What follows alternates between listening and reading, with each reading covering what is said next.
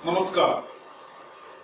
तो आइए मित्रों, आज हम लोग चर्चा करते हैं एक स्पेशल टाइप के प्रॉब्लम की, जिसको कहा जाता है यस नो प्रॉब्लम। क्या होता है यस नो प्रॉब्लम?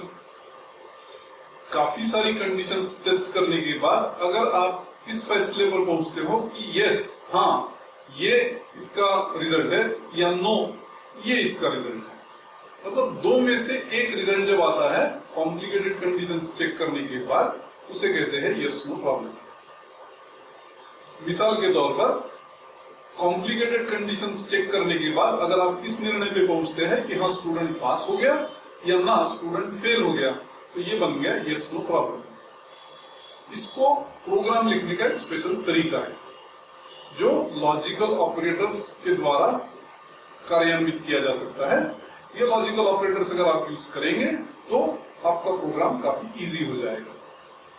इसको एक एग्जाम्पल के द्वारा हम लोग समझने की कोशिश करते हैं। एक प्रोग्राम लिखते हैं जिसमें हम लोग शुरुआत में क्या रिसीव करेंगे? एज, सेक्स और मैरिटल स्टेटस। तो स्कैन कर लीजिए इनको। इसमें क्या एज तो नंबर होगा, इसलिए उसको इंट डिक्लेयर कर सकते हो, जबकि सेक्स होगा मेल या फीमेल, एम और एफ, इसलिए कैरेक्टर होगा, %C से रिसीव करिए। एमएस क्या होगा? मैरिड और अनमैरिड, एम और यू, ये भी एक कैरेक्टर रहा, इसको भी %C से रिसीव करिए और दोनों को डिक्लेयर कर दीजिए कैर एस और कैर एमएस, इस प्रकार से। इसके बाद कंडीशन चेक करते हैं कि ये पर्सन जो है ये मैरिड है या नहीं। अगर ये मैरिड होगा तो उसको सीधा इंश्योर कर दीजिए, और अगर मैरिड नहीं है तो एल्स ब्लॉक में पहुंचिए, जहां हम लोग काफी स्टेटमेंट्स लिखना चाहते हैं, इसलिए ओपन करिए प्लेस और फिर चेक करिए कि ये पर्सन मेल है या नहीं। अगर ये मेल होगा तो एक और कंडीशन चेक करिए कि क्या इसकी एज 30 के ऊपर है। अगर होगी तो इंश्योर कर दीजिए, और अगर नहीं होगी तो इंश्योर ना करिए, सब नॉट इंश्योर्ड प्रिंट करिए, क्लोजिंग ब्रेस लगाइए। और एस इक्वल टू एम ही फेल हो गया तो क्या है इसका मतलब? इसका मतलब कि ये फीमेल है। अगर ये फीमेल है तो एल्स ब्लॉक में चेक करिए कि उसका एज 25 के ऊपर है या नहीं। अगर होगा तो इंश्योर करिए, अगर नहीं होगा तो एल्स लिखना है। तो एल्स तो ये इफ के नीचे लिखा जाएगा, पर मेरे पास जगह नहीं है, इसलिए मैं राइट में लिखता हूं इसको, एल्स प्रिंटफ नॉट इंश्योर, और फिर 3 क्लोजिंग ब्रेस लगा दीजिए। आखिरी का होगा मेन के लिए। अब ये प्रोग्राम अगर आप कंपाइल करोगे तो ये कंपाइलेशन भी क्लियर नहीं कर पाएगा। आपको एरर आएगा कि एम ये वेरिएबल आपने डिफाइन नहीं किया है। तुरंत दौड़ के उसको डिफाइन मत करिए, क्योंकि एम आपको वेरिएबल चाहिए ही नहीं, आपको वो कैरेक्टर कांस्टेंट चाहिए। तो एमएस इक्वल टू एम जब करते हो तो आप चेक कर रहे हो कि मैरिटल स्टेटस ये एम नाम के कैरेक्टर कांस्टेंट से मिलता है या नहीं। वो करने के लिए आपको एम के अराउंड 2 सिंगल कोट लगाने होंगे। वैसे ही एस इक्वल टू एम जब बोलोगे वहां पे भी आपको सिंगल कोट्स का प्रयोग करना होगा। ये करोगे तो कंपाइलर खुश हो जाएगा, क्लियर कर देगा ये प्रोग्राम। अब देखते हैं कि कोई सैंपल डेटा लेकर के कि क्या रिजल्ट आता है। डेटा देते समय ध्यान रखिए कि एम और यू को सिंगल कोट में मत लिखिए। कैरेक्टर कांस्टेंट अगर प्रोग्राम में यूज करोगे तो सिंगल कोट, पर स्कैनएफ को दोगे कैरेक्टर कांस्टेंट, उसमें सिंगल कोट का प्रयोग नहीं करना चाहिए। अब 26 जाएगा एज में, एम जाएगा एस में और यू जाएगा एमएस में। फिर पहली कंडीशन चेक होगी MS equal to M. MS equal to M तो फेल होगी क्योंकि एमएस में यू है, तो कंट्रोल एल्स में जाएगा। S equal to M satisfy हो जाएगा तो इफ में जाएगा, पर 26 मोर देन 30 फेल हो जाएगा, इसलिए एल्स में जाके प्रिंटफ नॉट इंश्योर्ड प्रिंट हो जाएगा। इसके बाद सीधा कंट्रोल पहुंचेगा क्लोजिंग ब्रेस ऑफ मेन पर, एल्स को स्किप करते हुए, और एग्जीक्यूशन खत्म हो जाएगा।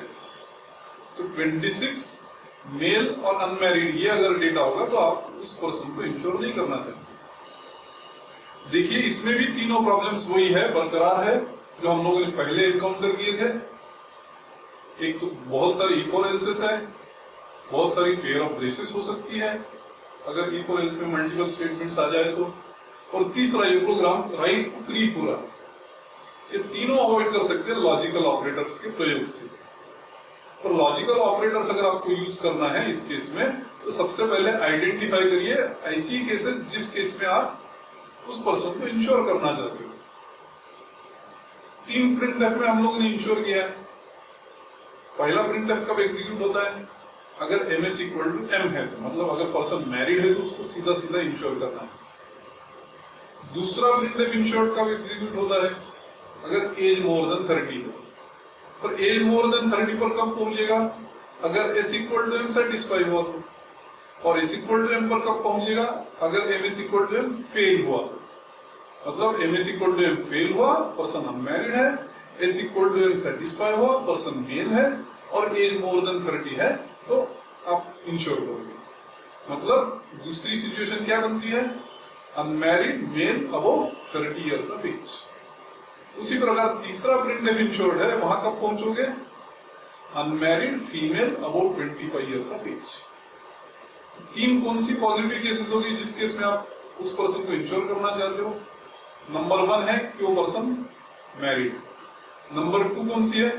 Unmarried male above 30 years of age. और तीसरी कौन सी है? Unmarried female above 25 years of age. तो ये 3 पॉजिटिव केसेस हम लोगों ने आइडेंटिफाई कर ली। बाकी सारे डेटा के लिए पर्सन नॉट इंश्योर्ड। तो अब इसका प्रयोग करके हम लोग प्रोग्राम फिर से लिखते हैं। पहली कंडीशन लिखिए, if MS is equal to M, insure the person. Else हम लोग कह सकते हैं नॉट इंश्योर्ड। पर सिर्फ ये एक केस में नहीं ना, 3 केसेस थी जो केस में हम लोगों को पर्सन को इंश्योर करना था। तो बाकी 2 केसेस भी लिखिए। पहली रही है unmarried male above 30 years of age, और दूसरी रही है unmarried female above 25 years of as.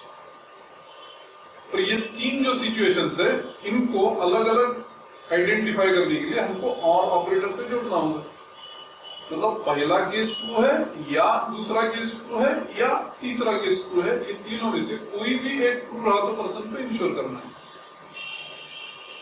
आपके समझने के लिए इनको मैं रेड कलर के पैरेंथेसिस में डाल देता हूं, ताकि 3 सिचुएशंस आपको बिल्कुल अलग अलग आइडेंटिफाई करते हैं। अब ये दूसरी जो लाल पैरेंथेसिस है, इसमें 3 कंडीशंस लिखी है। ऐसे ही तो नहीं लिख सकते कंडीशन बाजू बाजू में, उनको भी कंबाइन करना होगा। और अब की बार मुझे प्रयोग करना होगा एंड ऑपरेटर का। क्यों?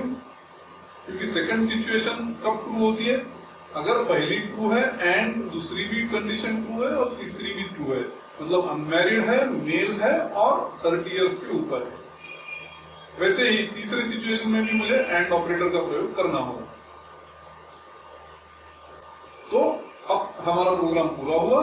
देखते हैं इसको ये वाले डेटा के लिए नॉट इंश्योर्ड देता है या नहीं। इस डेटा के लिए पहली कंडीशन देखिए, एमएस इक्वल टू एम, ये तो फेल हो चुकी क्योंकि एमएस में है यू।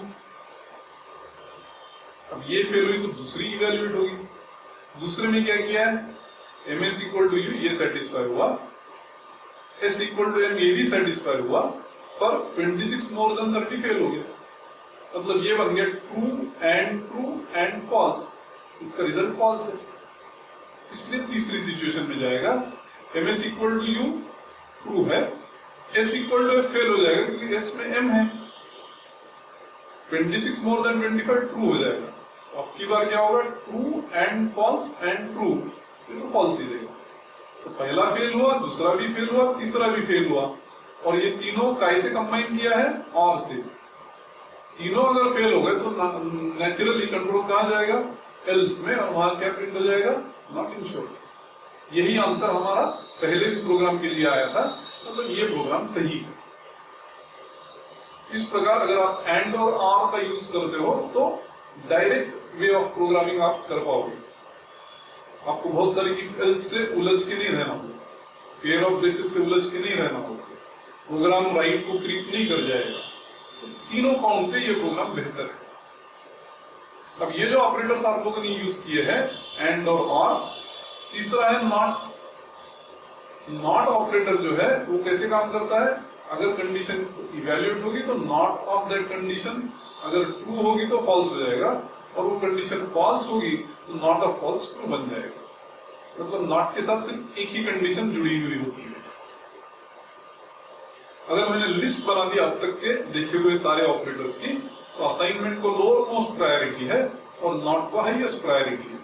प्रायोरिटी जैसे जैसे ऊपर जाओगे वैसे बढ़ती जाएगी। गौर से देखिए, अरिथमेटिक में 2 लेवल है। स्टार स्लैश मॉड की प्रायोरिटी प्लस और माइनस से ज्यादा है। उसी प्रकार रिलेशनल में भी 2 लेवल है। Less than greater than, less than equal to, greater than equal to, ये ऊपर की पायदान पे है। Equal to not equal to ये लोअर हायरार्की पे है, लोअर प्रायोरिटी पे है। उसी प्रकार लॉजिकल में एंड की प्रायोरिटी ज्यादा बनती है और से, और नॉट की तो हाईएस्ट है। अब नॉट की हाईएस्ट क्यों हुई? क्योंकि ये बाकी सारे जो ऑपरेटर्स है ये बाइनरी ऑपरेटर्स है। बाइनरी मतलब इनको 2 ऑपरेंड्स की जरूरत होती है इस्तेमाल करने के लिए। मिसाल के तौर पर a plus B, a less than B, a not equal to B, मतलब a और b तो 2 ऑपरेंड्स हो गए ना। 2 ऑपरेंड्स की जब भी जरूरत पड़ती है उसे कहते हैं बाइनरी ऑपरेटर। जबकि नॉट के साथ क्या लगता है? एक condition, not of true is false, not of false is true, मतलब एक ही ऑपरेंड लगता है, इसलिए उसको कहा जाता है यूनरी ऑपरेटर। और यूनरी ऑपरेटर्स की प्रायोरिटी बाइनरी ऑपरेटर से ज्यादा होती है, इसीलिए नॉट सबसे ऊपर है। सिर्फ नॉट ही एक यूनरी ऑपरेटर नहीं है, और भी है। मिसाल के तौर पर अगर मैं -3 करता हूं तो ये माइनस तो 3 से जुड़ा हुआ है, मतलब ये यूनरी माइनस है। जबकि दूसरा माइनस जो यूज किया है वो बाइनरी माइनस है, उसके साथ 2 ऑपरेंड जुड़े हुए हैं। आप इमेजिन कर सकते हैं यूनरी प्लस भी होगा यूनरी माइनस की तरह, उसी प्रकार बाइनरी प्लस भी होगा बाइनरी माइनस की तरह। ये दोनों के सिवाय और भी यूनरी ऑपरेटर है जो कि है एड्रेस ऑफ, जो हम लोग स्कैनफ में प्रयोग करते हैं। एंड के साथ हर टाइम एक ही ऑपरेंड जुड़ा होता है, मतलब एंड भी क्या रहा? एक यूनरी ऑपरेटर रहा। उसी प्रकार अगर हम साइज ऑफ यूज करते हैं, जिससे मुझे मिलता है कितने बाइट्स इस वेरिएबल ने ऑक्युपाई किए हैं, तो साइज ऑफ भी एक यूनरी ऑपरेटर है। इस प्रकार हम लोगों ने देखा कि यस नो प्रॉब्लम कैसे सॉल्व किया जा सकता है लॉजिकल ऑपरेटर से, और ये भी देखा इस लेक्चर में कि सारे ऑपरेटर्स अब तक हम लोगों ने जिसका प्रयोग किया है उनकी हायरार्की किस प्रकार की है। मुझे लगता है कि मुझे जो कहना मैं चाहता था वो बात आप तक पहुंच गई है।